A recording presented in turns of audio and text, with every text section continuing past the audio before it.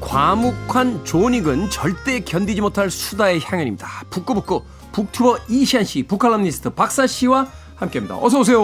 네, 안녕하세요. 근데 과묵하신 분들은 말 많은 사람 좋아하지 않나요? 좋아요. 그렇죠. 그냥 말을 안 하고 있어도 되잖아요. 그러니까 말만 하는데 말을 안 하잖아요. 그럼 불안해한다. 제 생각에 과묵한 존익 씨는 우리 애청자이실 것 같아요. 존익이요. 이번 네. 존익 4에서 쓴 단어, 그러니까 말이나 문장이 아니라 단어의 숫자가 300개인가 400개 정도밖에 안 된대요. 그러니까 이제 한 문장이 4개에서 5개 정도 단어 정도로 최소한 구성이 된다고 보면 한 80번 정도 얘기했다는 거거든요. 3시간짜리 영화에서. 근데 그 중에서도 가장 많이 쓴 단어가 예. 이거예요. 그러니까 우리는 정말 3시간짜리 영화면 우리는 한 800마디씩은 할 수 있어요. 800마디씩. 아니 여기 대본에는 과묵한 존익은 절대 견디지 못할 수다의 향연 딱 요 한 줄인데 이걸 가지고 벌써 한 2, 3분을 예. 자, 동시간대뿐만이 아니라 전 세계 방송 중에서 가성비 갑인 방송. 이 출연료로 이렇게 말을 많이 할 수가 없어요. 근데 하여튼 쏟아붓고 갑니다. 쏟아붓고. 자, 오늘의 작품 고전 중에 고전입니다. 셰익스피어의 한여름밤의 꿈. 야, 한여름밤의 꿈. 대표적인 고전이죠. 누구나 알지만 아무도 읽지 않은 그런 책이라고 볼 수 있는 책이죠. 심지어는 뭐 연극, 뮤지컬, 뭐 영화로도 만들어졌습니다만 왠지 보지 않았지만 본 것 같은 착각에 빠지는 대표적인 작품입니다. 자, 셰익스피어 뭐 세계에서 가장 유명한 작가인 건 누구나 압니다만 그래도 우리가 형식상 어떤 작가인지 소개를 받도록 하겠습니다. 자, 박사 씨에게 소개를 맡겨봅니다. 이 세계에서 가장 유명한 작가를 소개한다는 건 어떤 것일까? 약간 존재적 고민에 빠지게 만들었던 그런 부분인데요. 사실 셰익스피어의 작품은 제목을 들었지만 아무도 읽지 않은 것처럼 셰익스피어는 누구나 알지만 사실 정보는 그렇게 많이 알려져 있지도 않고 사실 많이 알고 있지도 않습니다. 16세기의 아이돌이었다는 건 제가 알아요. 네, 그렇죠. 당대의 아이돌이었다고 그러더라고요. 네, 그러니까 배우기도 했으니까요. 네. 살아생전에도 엄청난 그 명예를 누렸던 그런 사람이죠. 인기를 얻었고. 네. 영국의 극작가이자 시인인데 그냥 이렇게만 소개하면 아쉽죠. 영국 최고의 극작가라고 하고요. 사실 영국만이 아니라고들 이제 이야기를 합니다. 그렇죠. 뭐 세계의 극작가의 그 어떤 교과서죠. 원형이죠. 원형. 네.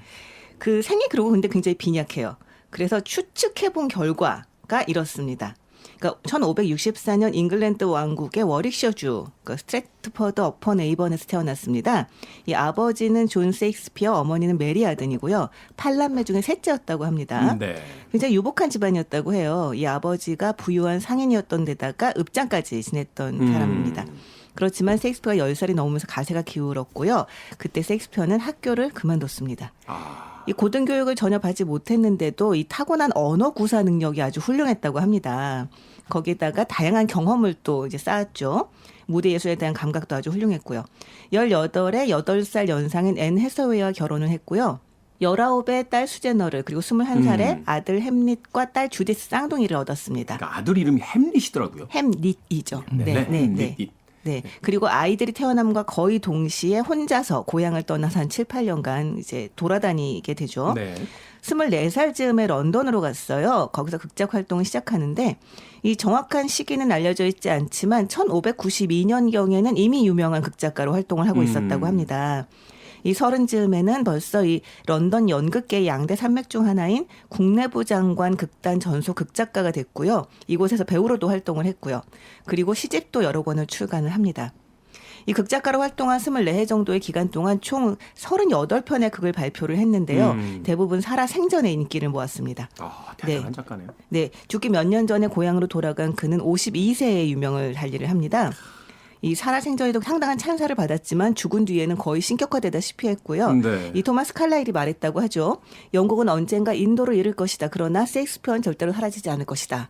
라고 했다는 말이 그의 위치를 알게 하죠. 그러니까 이 자존심 강한 미국 사람들도 항상 어떤 작가 소개할 때 미국의 세익스피어 막 이러면서 그러면서 이렇게 소개를 하잖아요. 네, 네. 그러면 그런 어떤 것들을 이렇게 떠올려 보면 이 세익스피어에 대한 어떤 찬사와 또 이 영국이라고 하는 나라를 벗어난 다른 영미 문화권에서의 어떤 그 컴플렉스 같은 게 고스란히 담겨져 있는, 더군다나 생전에 고호가 얼마나 부러워했을까. 생전에 이토록 슈퍼스타, 제가 생각하기에 괴테가 있구나. 괴테는 심지어 장수했어. 우리 괴테 아저씨는 오늘도 소환되어 오시고. 최근 들어서 이렇게 작가 얘기가 났을 때 테디가 가장 부러워하는 포인트는 항상 장수입니다. 오래 살고 싶어. 부보다도 장수를 굉장히 부러워하시더라고요. 하지만 여러분 부 없는 장수는 괴롭습니다. 이 둘은 쌍으로 가야죠. 네. 심지어 나는 못 가본 이탈리아를 여행하셨잖아요. 괴테는. 이탈리아 기행이란 책도 있는데. 자, 어찌 됐건 이 셰익스피어 뭐 당대뿐만이 아니라 이 극작의 역사에 있어서 단 한 명의 작가를 골라야 된다라면 저는 안톤 체홉. 네.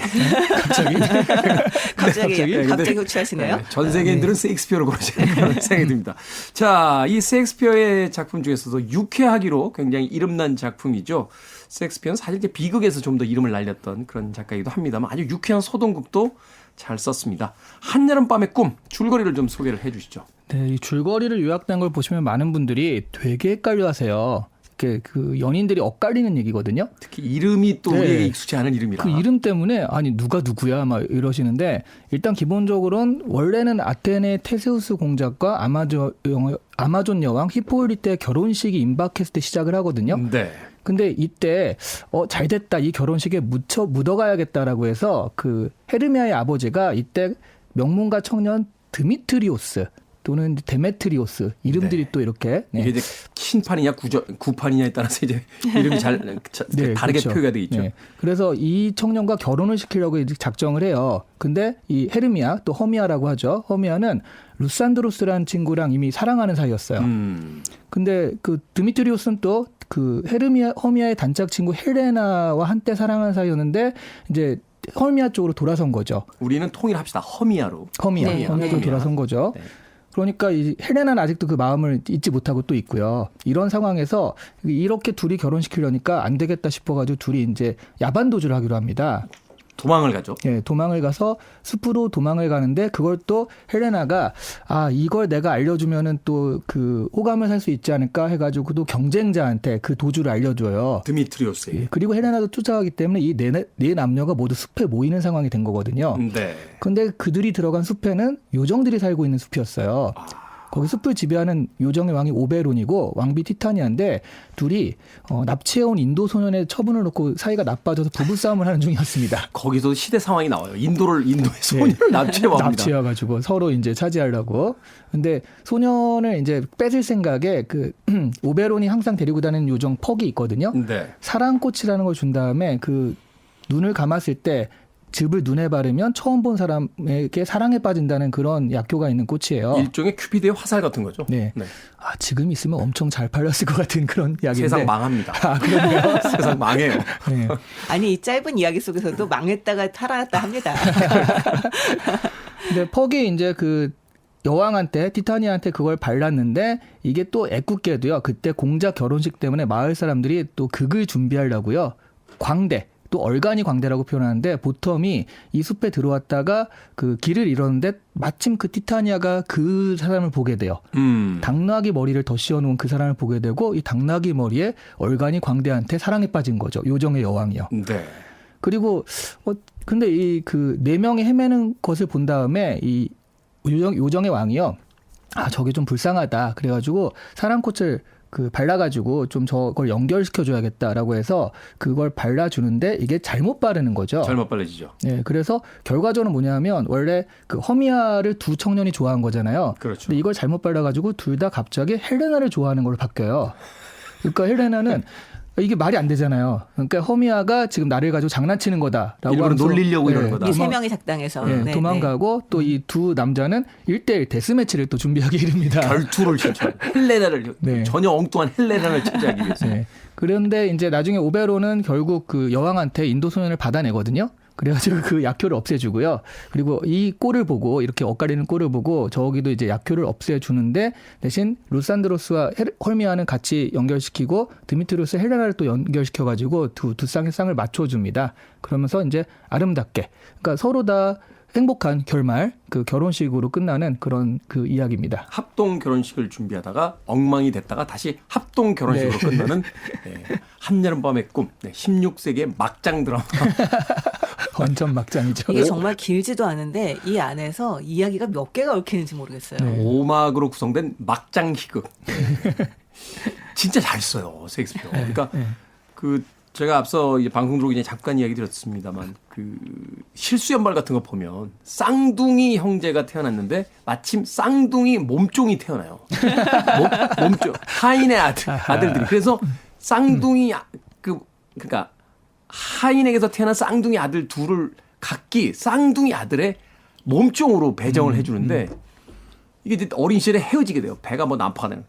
그랬다가 우연히 한 공간에 모이게 됐는데 서로 몰라요. 쌍둥이가 있다. 똑같이 생겼는데. 그러면서 뒤죽박죽 얽히는 막 이야기거든요. 이걸 가지고 어떻게 그걸 쓰지 하는데 기가 막히겠습니다. 그리고 사실 이 설정도요. 원래 셰익스피어는 연극으로 만든 거잖아요. 네. 그래서 거기 나오는 주인공들은 거의 한눈에 사랑에 빠져요. 그러면 영화면은 서로 뭐 쌓아가다가 이렇게 할 텐데 연극은 그럴 시간이 없으니까. 사실은 이제 현대극들은 이게 뭔가 동기부여가 분명해야지 관객들이 납득하는데 연극하고 뮤지컬은 그냥 딱 무대 보고? 어머 바로 노래 부르잖아요. 나의 여신. 그런데 여기는 아예 그 사랑꽃이라는 그 뭔가 그 장치를 등장시켜가지고 네. 현대에서도 아주 통할 수 있게 딱 만든 거거든요. 그러니까 어떤 동기부여라든지 또는 그 상황의 어떤 논리적 구조를 만들어준 거죠. 그거를 이제 마법으로 탁 풀어버리니까 현대에서도 너무 좀 즐겁게 그 한여름에 즐길 수 있는 그런 걸로 만든 것 같아요. 그러니까 이제 줄거리가 그런 겁니다. 그 어떤 남자가 어떤 여자랑 결혼을 하려고 하고 이렇게 아버지가 시켜서 근데 이 여자는 딴 남자가 있고 그런데 이 사랑받는 여자의 친구가 있는데 뭐 하시는 거죠 지금? KBS 아침 드라마를 설명하고 있는 중이십니다. 알았다. 줄거리는 인터넷 참조부터 하겠습니다. I want it. I need it. I'm desperate for it. Okay, let's do it. 김태훈의 프리웨이. 자, 빌보드 키드의 아침 선택 KBS 2라디오 김태훈의 프리웨이. 오늘 북구북구 박사씨 이시안 씨와 함께 셰익스피어의 발랄한 희곡 한여름밤의 꿈 읽어보고 있습니다. 자, 이 주요 인물들의 이야기, 이 뭐 주요 인물들을 몇 명이라고 봐야 될까요? 하나, 둘, 셋, 넷, 다섯, 한 여섯 명 정도는 봐야 될 것 같아요. 요정의 왕 오베론하고 이제 왕비 티타니아까지 이제 집어 넣으면 한 6명 정도. 그 셰익스피어는 극단을 자기가 이끌었잖아요. 네. 그래서 자기 배우들을 다 출연시켜야 된다는 어떤 강박관념이 있지 않았나 싶은 생각이 드는 게 정말 많습니다. 등장인물이. 진짜 많이 나와요. 진짜 많이 나와요. 거기에 뭐 네. 보텀 그 당나귀 쓴 네. 보텀 요정 나와야죠. 또 거기 또 아테네 극단 애들도 나와야죠. 왕 나와야죠. 극단 또 그렇죠. 동원되죠. 네. 하여튼 거의 다 나옵니다. 거의 다 나오는데 이제 주요 인물 이 6명이라고 이야기했을 때 이 주요 인물들의 이야기를 관통하는 하나의 주제가 있다면 어떤 게 있을까요? 어떤 뭔가의 어떤 공통 분모가 있으니까 하나의 소동구로 모아지잖아요. 제가 생각할 때는 이 참사랑 이게 아닐까 싶은데 참사랑. 참사랑 정말 너무 촌스러운 말이죠. 그리고 셰익스피어도 이 참사랑이라는 것을 좀 촌스럽다고 생각했던 것 같아요. 좀 조롱하는 느낌이 있습니다. 예를 들어서 아테네 공작인 테세우스와 그 아마존 여왕 히폴리타의 경우도 둘이 굉장히 사랑한다는 전제로 나오지만 이 테세우스가 이렇게 얘기해요. 칼로 그대에게 구애했고 상처를 입히면서 사랑을 얻었소라고 말을 하는데요. 이 테세우스가 아마존과의 싸움에서 이긴 다음에 여왕 히폴리타를 포로로 데려왔어요. 그러니까 히폴리타로서는 굉장히 굴욕적인 상황에서 이제 점령자를 만난 거죠. 그렇죠. 그렇게 이제 사랑이 시작했다라고 이야기를 하기도 하고요. 결국 이제 사랑의 시작이 폭력과 어떤 그렇죠. 그 전쟁에 의한 정복으로 시작했다. 그렇죠. 그리고 이를테면 허미아와 그 제가 읽은 책은 라이센더라고 나옵니다. 네. 이 라이센더, 헬레나, 드미트리우스 이게 두 쌍이 결국 행복하게 맺어지긴 하는데 그냥 겨우 약물 때문에 그 때문에 자기가 사랑했던 사람들의 이 사랑의 작대기가 엉망진창이 되잖아요. 그렇죠. 근데 이게 그것만이 아니라 정말 보고 있으면, 그러니까 이제 그 장난으로 라이센더가 허미의 소꿉친구인 헬레나를 사랑하게 되면서 허미를 엄청나게 놀리고 공격을 합니다. 네. 자기가 사랑했던 여자잖아요. 근데 헬레나가 작고 허미야가 작다고 이제 뭐라고 하니까 허미가 상처를 받아요. 자꾸 나한테 작다고 뭐라고 하지 마. 막 이런 얘기를 하니까 라이센더가 엄청 덩달아서 거기서 뭐라고 얘기하냐면 가버려 이 난쟁이야. 성장 억제풀 먹은 초외소 생명체야. 이 염주알 도토리야. 이렇게 얘기를 합니다. 너무너무 사랑해서 숲으로 같이 도망쳐온 여자죠. 그렇죠. 그것을 얘기해요. 그냥 약물 좀 눈에다 발랐다고 이상한 소리를 막 내기 시작하죠. 그렇죠. 아니 전 아무리 사랑하는 남자라고 하더라도 나한테 저렇게 말을 했다. 이러면 다시 안 볼 것 같은데. 근데 또 그러면 언론들이 너무 이것의 웃기죠. 주제는 약물의 위험함에 대해서 약을 하면 안 된다라는 그런 메시지를. 네. 여기서 헬레나와 드미트리우스 같은 경우도 헬레나가 너무 비굴하게 난 너의 개다. 막 거의 이 수준으로 매달리는데 그러니까요. 드미트리우스가 막 죽여버리겠다고까지 막 협박하잖아요. 하면서 네, 떼어내리고 굉장히 애를 씁니다. 그렇게 해놓고서는 뭐 눈에 진짜 뭐가 씌어가지고 사랑에 빠진 거잖아요. 아, 저는 그걸 그 과거로 묻어둘 수 있을까? 나는 아니, 믿을 수 있을까 끝까지 막 이 생각 하게 되거든요. 눈에 뭐가 씌워서 다시 사랑에 빠지는 정도가 아니라 결투에서 목숨을 걸고 이 여자를 쟁취하겠다고 싸우잖아요. 그렇죠. 근데 그 약효가 떨어지면 어떻게 되겠어요? 그러니까 정말 너무 믿을 수 없는 게 사랑이다. 약간 이런 생각이 드는데 여기에 있어서 가장 이를테면 가장 절정을 찍는 게 이 여왕 티타니아와 그 우둔한 남자인 바틈. 네. 당나귀 머리가 되잖아요. 당나귀 머리가 된 남자를 요정 여왕이 너무 사랑해서 자기 요정들한테 시종을 들라고 하고 이런 장면. 근데 너무 웃긴 게 이 바틈이라는 남자가 굉장히 뭐랄까요. 요즘 치고는 멘탈 갑이라고 얘기를 해야 되나요? 네. 자기는 얼굴이 당나귀로 변했고 갑자기 요정 여왕이 나타나 자기 사랑한다고 하는데 거기서 엄청 의연합니다. 엄청 의연하고요. 자기 요정 여왕이 이렇게 막 시종 들라고 이렇게 요정들을 붙여주거든요. 그 요정들한테 아 너는 이거 좀 해주고 넌 이거 해주고 이러면서 이렇게 일을 시키면서 느긋하게 자기의 그 어떤 그 사랑받는 상황을 아주 잘 당연하게 받아들이는 장면이 나오거든요. 이 사람은 이걸 현실로 인식하지 않잖아요. 아, 그럼이야. 그렇죠. 뭐 마음대로 하겠어. 나는 막 이러면서. 네. 그리고 또 우둔하다고 묘사되기 때문에 약간 상황 파악력이 느리다. 그렇죠. 이렇게 생각할 수 있죠. 네. 사실 이제 서양 문화권에서 이제 당나귀라는 건 되게 우둔한 사람을 네, 뜻하는 네. 거잖아요. 그래서 네. 이제 당나귀 머리를 이제 쓰고 광대 역할하다 이제 당나귀 머리가 돼버리는데. 근데 저는 이게 주제를 찾는 게 좀 의미가 있나. 이게 소동극이잖아요. 원래 이제 섹스피어 하면은 좀 그 비극이라든가 네. 뭐 이런 것들 그런 걸 하다가 이거는 약간 즐기자라고 만든 그런 느낌이 좀 있거든요. 그러면서도 한편으로는 이 셰익스피어가 굉장히 냉소적인 사람이라는 생각을 하게 되는 게 맞아요. 네. 그가 쓴 거의 모든 뭐 제가 다 본 건 아닙니다만 읽어봤던 책들을 이렇게 보면 유일하게 진실된 사랑 같은 게 느껴지는 게 이제 로미오와 줄리엣 정도를 네네. 이제 생각을 하게 되거든요. 근데 이 로미오와 줄리엣 결국 파국으로 끝내요. 그렇죠. 네네. 그리고 나머지 극들을 보면 사랑의 그 불확실성, 네. 뭐 사랑의 그 변절, 뭐 햄릿도 그렇고 뭐 결국은 바람 피고 뒤에서 그렇죠. 이상한 짓 하고 결국은 치정에 얽매이고 이 작품도 결국 보면 니들이 사랑이라고 그렇게 떠드는 게 결국은 왁자지껄한 한바탕 소동 밖에 더 돼? 하면서 그래 결혼해 하면서 마지막에 합동 결혼식 열어주고 작가는 뒤에서 빙글빙글 웃고 있는 듯한. 네. 이 나중에 그 테세우스가 이 작가가 이제 테세우스 입을 빌려서 말을 하는 거겠죠. 네. 이 사랑과 광기를 동일시합니다. 음. 그래서 이렇게 얘기를 해요. 연인들과 광인들은 머리가 너무나 들끓고 너무나 조형력이 강하여 차가운 이성으로 파악하는 것보다 더 많은 걸 감지하오. 광인과 연인과 그리고 시인은 오로지 상상으로 꽉 차 있는 자들이요. 거대한 지옥보다 더 많은 악마를 보는 자, 그것이 광인이고 연인도 돌아끼는 마찬가지. 집시의 얼굴에서 헬렌의 미모를 본다오. 이렇게 얘기를 하거든요.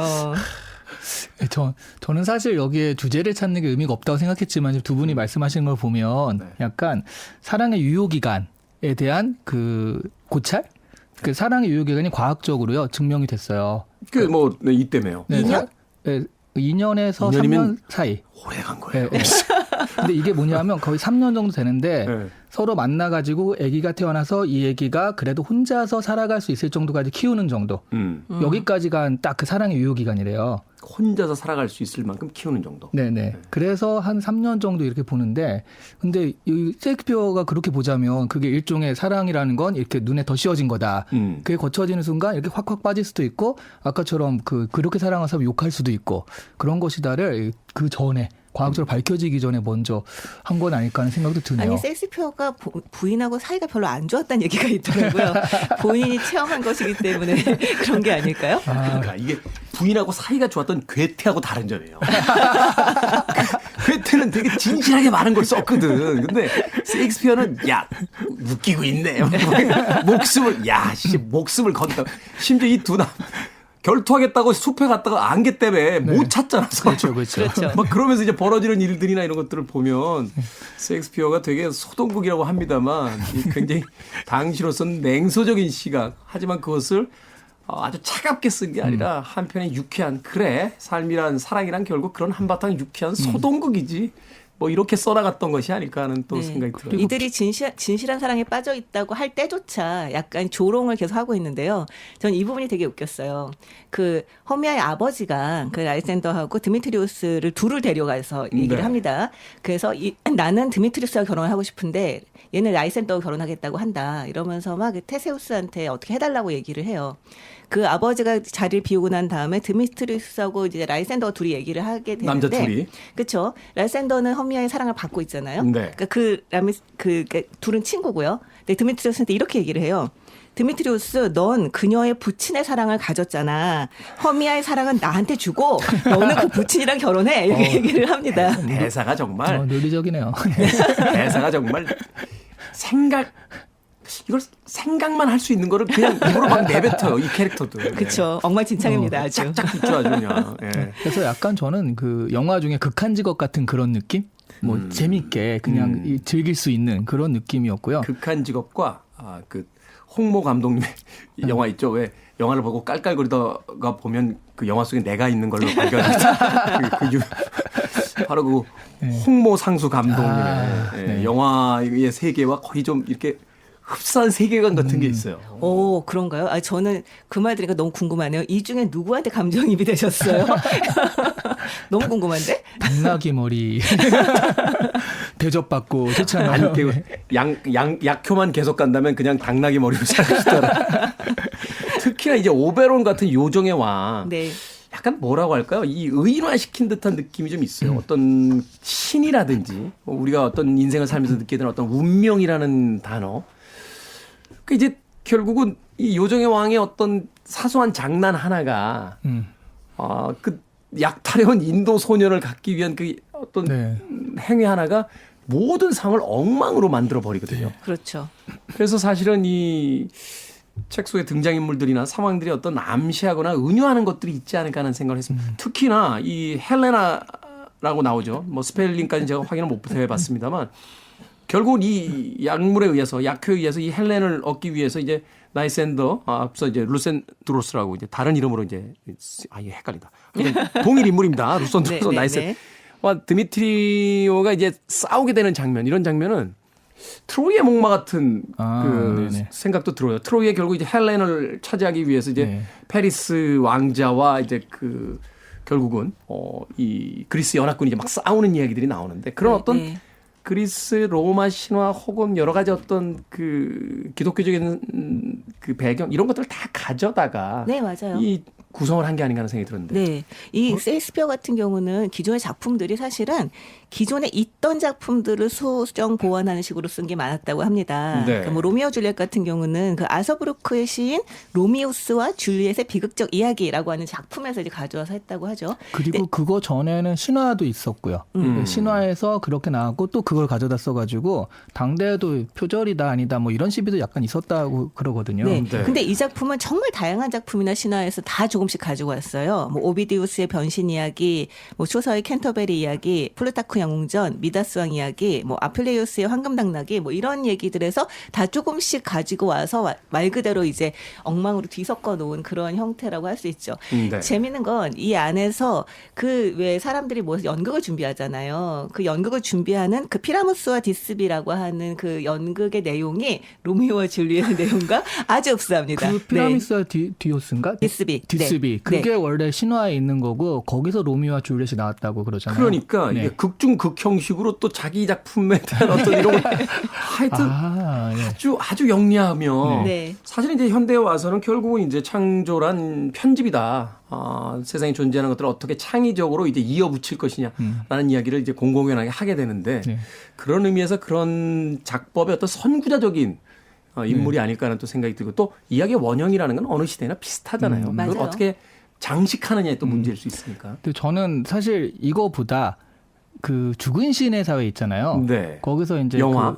키팅 선생님이 그 아이가 이제 자살을 하는 것 때문에 충격을 받아서 그 이제 학교를 그만두고 뭐 이런 장면들이 나오잖아요. 네. 그래서 극단적 선택을 하는 그 친구가 원래 굉장한 모범생인데 그런데 연극에 빠져가지고 연극을 하려다가 아버지의 반대에 부딪히고 막 이렇잖아요. 그 연극이 한여름밤의 꿈이거든요.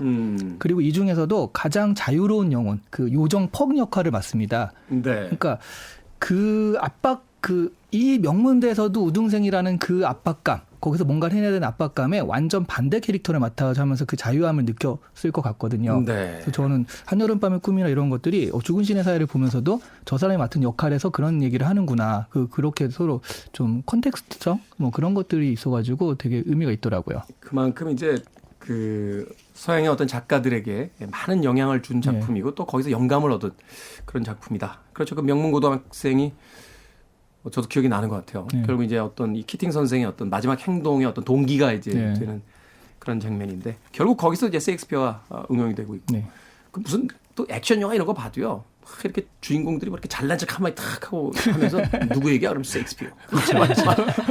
그 사람들도 이제 잘난 척할 때 인용하는 게 주로 셰익스피어예요. 주로 셰익스피어. 예. 셰익스피어는 한 번쯤 봐주시는 게 좋을 듯합니다. Free your mind. I want to break free. Are you free?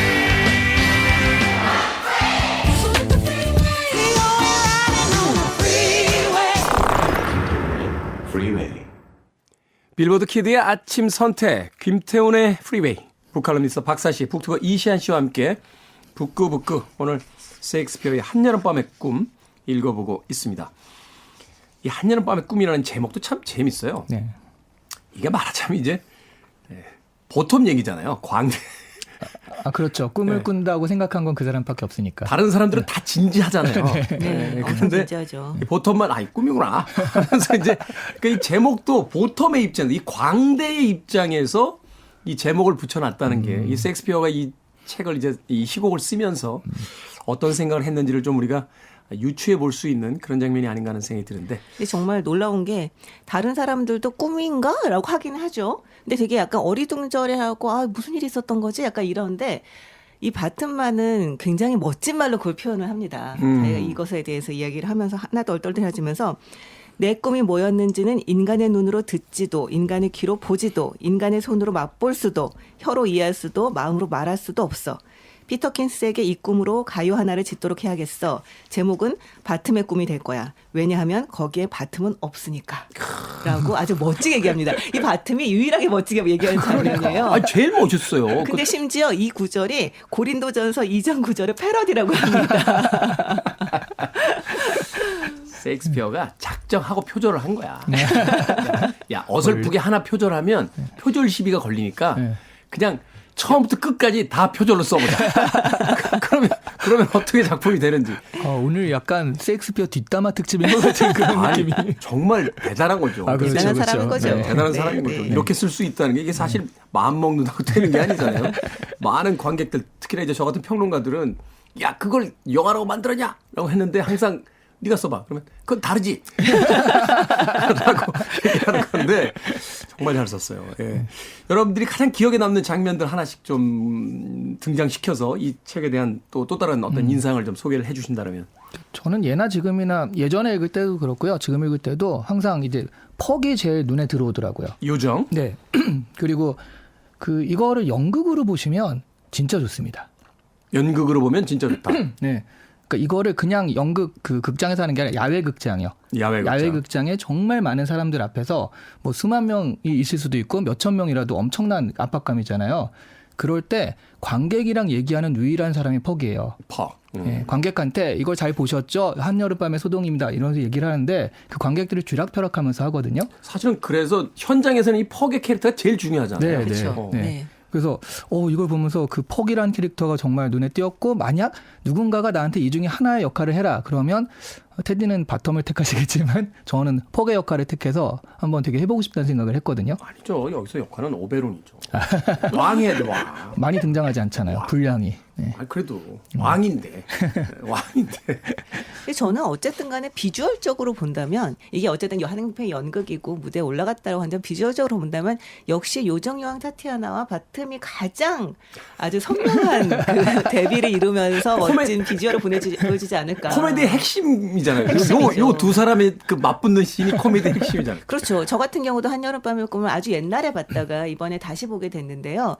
그 옛날에 봤는데 어땠더라고 생각한 순간 떠오르는 장면이 그 둘의 장면이더라고요. 그 둘이 앉아있는 모습이 사실은 이 한여름밤의 꿈이라고 하는 것을 가장 이제 선명히 보여준 이미지가 아닌가라는 생각을 합니다. 그래서 그 보텀이 그 앞서 이야기한 것처럼 당나귀 가면을 쓰는 그 서양 문화에서 이제 어리석다, 우둔하다를 상징하는 이제 당나귀 가면을 쓰게 되는 게 결국 이제 왕비가 그 당나귀 가면을 쓴 보통을 사랑하게 된 사랑이라는 게 얼마나 우둔한 짓이냐, 어리석은 짓이냐 하는 것을 바로 이 왕비와 그 보텀의 장면을 통해서 이 셰익스피어가 주제의식으로 어떤 전달하고 있는 게 아닌가 하는 생각을 해봤어요. 네, 게다가 바텀 같은 경우는 또 굉장히 여러 가지 면에서 이렇게 상징적인 모습들을 보여주는데요.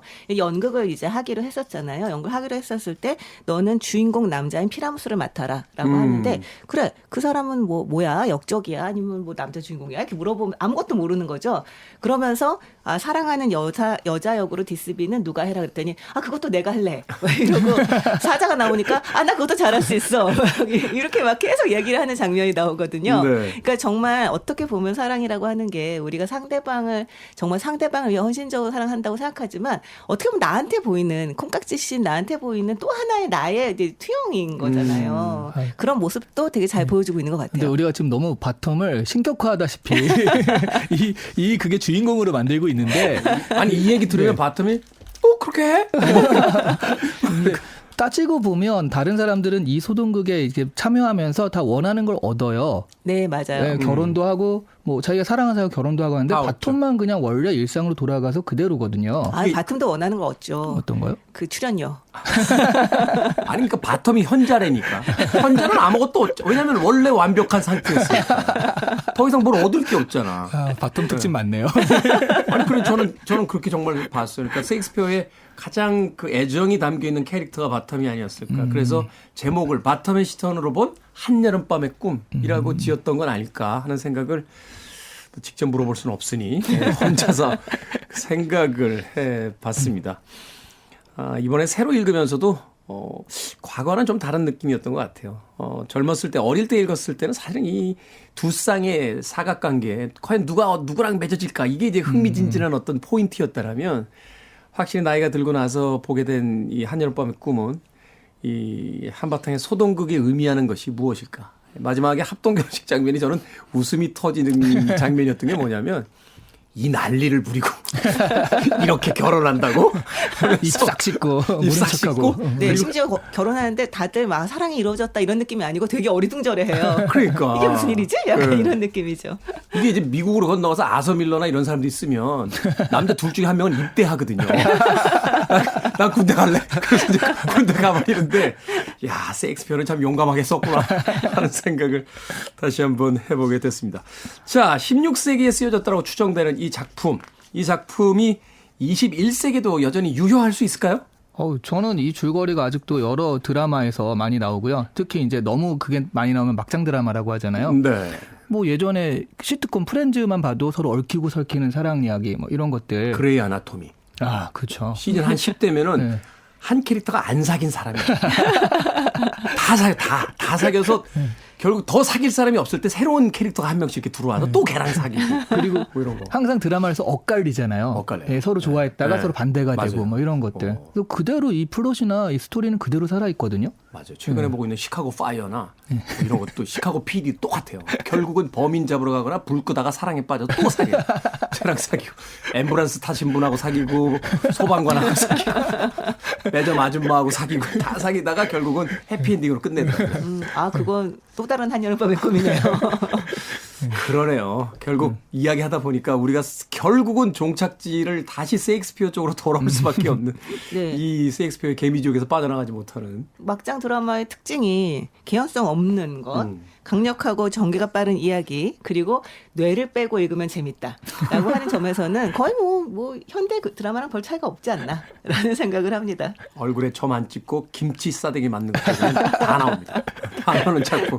아마도 아이들 개정판도 있는데요. 아이들도 재밌게 읽을 수 있고 또 나이가 든 사람들은 또 나이가 든 사람들 그 나름의 즐거움을 가질 수 있고 아주 우아한 예술 취향의 독자도 읽을 수 있고 아니야 나는 역시 막장 드라마야 나는 취향에도 충분히 부합되는 놀라운 작품이 아닌가 하는 생각으로 오늘 한여름밤의 꿈 셰익스피어의 작품 읽어봤습니다. 자, 두 분의 한 줄 추천사 듣겠습니다. 이게 그러니까 우리가 막장 드라마를 즐긴다 그러면 되게 뭐야 뭐 이런 식으로 보잖아요. 근데 이거를 셰익스피어의 한여름밤의 꿈을 좋아한다 그러면 되게 고급스럽게 보거든요. 근데 같은 이야기거든요. 그래서 좀 고급스럽게 자신의 취향을 드러내는 방법이 아닐까 싶습니다. 그렇군요. 셰익스피어도 알았어. 그러니까 이제 약하고 꿈을 등장시키잖아요. 이게 정상적으로 이렇게 쓰면 안 되거든. 그래서 네, 남의 꿈 얘기 듣는 거 좋아하시는 분들 있잖아요. 네. 그런 분들이라면 정말 재밌게 보실 수 있을 그러네요. 겁니다. 이 원래 꿈이라는 게 진짜 엉망진창이잖아요. 개연성이 네. 없죠. 네네. 꿈이라는 게. 자, 푸크푸크 오늘은 셰익스피어의 한여름밤의 꿈 읽어봤습니다. 다음 주엔요. 부처님 오신 날을 맞아서 틱낫 한 스님의 지금 이 순간이 나의 집입니다. 읽어보겠습니다. 저는 사실 이번에 새로 읽게 된 책인데 중간중간 멈춰서서 한동안 생각에 빠지게 만들었던 아주 놀라운 책이에요. 그렇게 어려운 책이 아닌데 절대로 어려운 책이 아닌데 우리가 잊고 있었던 것을 정말로 아주 부드럽게 하지만 아주 강한 힘으로 알려주는 그런 책입니다. 꼭 읽고 다음 주에 같이 이 코너를 즐겨보셨으면 좋겠습니다. 자, 박사님의 강력한 추천이 있었던 제가 책이었습니다. 좋은 물건이 아니면 가져오질 않습니다. 네. 이 물건 이건 할인도 안 되는 물건입니다. 자, 여기서 잠시 다음 주 안내 드릴게요. 다음 주 토요일이 김태훈의 프리웨이 1000일 되는 날입니다. 야, 박사. 천일. 와.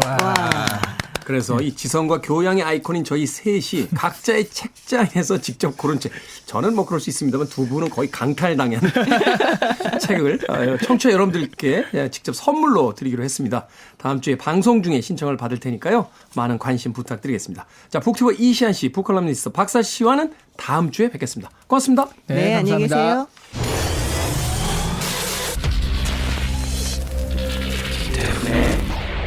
Freeway.